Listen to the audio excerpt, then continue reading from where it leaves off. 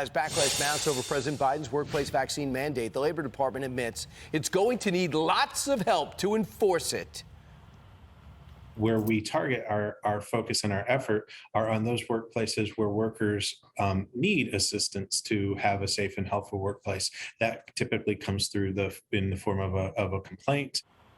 The administration relying on whistleblowers to report companies violating the mandate. This as a group of trucking and food and retail unions are now suing over Biden's order, calling it a, quote, clear administrative overreach. Fox and Friends weekend co-host Pete Hegseth joins us here with reaction. Pete, good morning. So because they don't have enough inspectors to patrol big business, it sounds like the government wants people to squeal on the people they work with. Or tattle. And a study says snitch. Over half of employees would report a worker.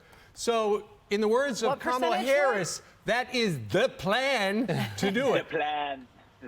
What a great plan.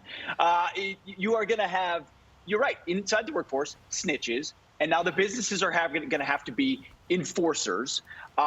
All the while, growing government. Now OSHA is going to become this massive, it already does provide fines, I get it, but nothing along this scale, where if you're using personal, private health information that companies are now forced to collect and force onto their employees, and then you call the government to enforce it if one person decides it's not being enforced properly. Remember Ronald Reagan's phrase, I'm from the government, the scariest words in the English language, I'm from the government, I'm here to help. Right. I'm from the government, I'm here to shut you down. I'm here to tell you how to live. And that's why it's never been more important where you live. My wife and I are here in Sioux Falls, South Dakota. We were here with Governor Noem last night for a law enforcement appreciation dinner. It was amazing. 2,000 cops. It was fantastic. Those people are grateful to live in South Dakota because they made a choice to be there because they know they'll be protected, or at least they'll fight back against draconian stuff like this from the federal government. Where you live matters more than ever, and I think these lawsuits have real merit. There's no way this is constitutional to force people to take a vaccine when they could prove they already had COVID or they want a religious exemption. This is going to pit Americans against each other, force employers to enforce it. And what's so magic about 100? Who made that number up? Why not 98? Why not 102? It's all arbitrary, just like 6 feet apart from the beginning and everything else. People aren't buying it. And you got to fight back against it. You absolutely do. Don't comply. Yeah, they have plans to go after small business, too. If the judge didn't stay this order, OSHA would have been well into their taking their own action. Pete, what's your Veterans Day message? I know you're not traditionally a veteran because you're still in the Guard, but what is your message out there for today?